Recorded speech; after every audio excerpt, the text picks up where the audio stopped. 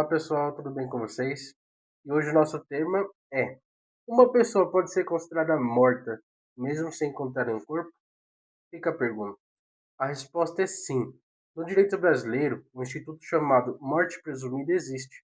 Em determinadas situações, quando uma pessoa desaparece, em circunstâncias de grave perigo ou permanece desaparecida por muitos anos, a justiça pode declarar sua morte mesmo sem a localização do corpo. Isso pode acontecer, por exemplo, em casos de naufrágios, acidentes aéreos, desastres naturais ou após longos períodos de desaparecimentos previstos em lei. E nessa questão, como que fica? Essa declaração é importante para resolver questões como herança, casamento, previdência e outros direitos. Eu sou Rovney Rocha e aqui você aprende diversos conteúdos dentre investigação, curiosidades, tributário que pouca gente conhece. Imagina uma pessoa que desaparece durante uma viagem de barco, um acidente aéreo ou uma enchente, por exemplo. Os anos passam e o corpo nunca é encontrado. A pergunta é: essa pessoa continuará viva para o direito para sempre? A resposta é não. Hoje eu vou explicar o que é a morte presumida, quando ela pode ser reconhecida e quais são as consequências jurídicas para esses casos. O que é a morte presumida? A morte presumida é uma situação em que a justiça reconhece juridicamente a morte de uma pessoa, mesmo sem a localização dela. O objetivo é resolver problemas que ficam pendentes no desaparecimento, como, por exemplo, herança, casamento, previdência, contratos, administração dos bens. São situações em que depende que a justiça resolva e decida. Então, para isso, ela é provocada e aí é onde se aplica a teoria da morte presumida. O que diz o Código Civil enquanto ao assunto? Ele prevê hipóteses específicas. Uma delas ocorre quando a pessoa desaparece em situação de grave perigo de vida, como o caso de naufrágios, acidentes aéreos, grandes tragédias, desastres naturais.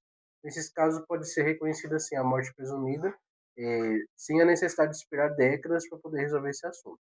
Quanto à ausência dos estágios, né, eh, muitas pessoas confundem desaparecimento com morte presumida.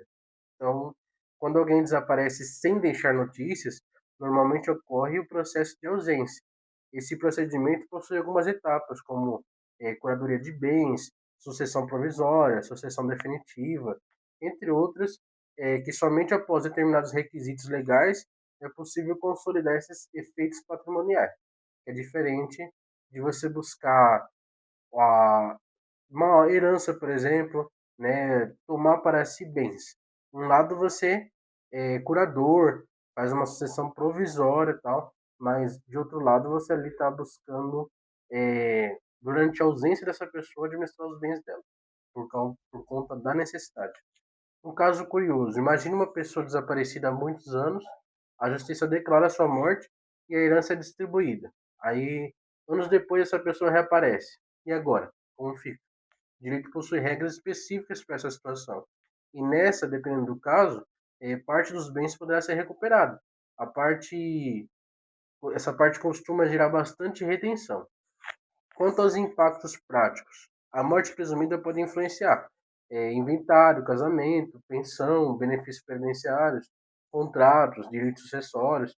Então, por isso é um tema extremamente importante para as famílias que convivem, né, com pessoas desaparecidas, que há casos em que filhos, parentes, entes queridos desapareceram, essas pessoas ficam perdidas quanto qual é o procedimento a adotar mediante da situação que está vivendo.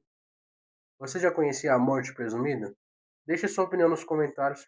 Eu sou Rovney Rocha e aqui falamos sobre direito e investigação no mercado imobiliário e curiosidade e dicas práticas para todo dia.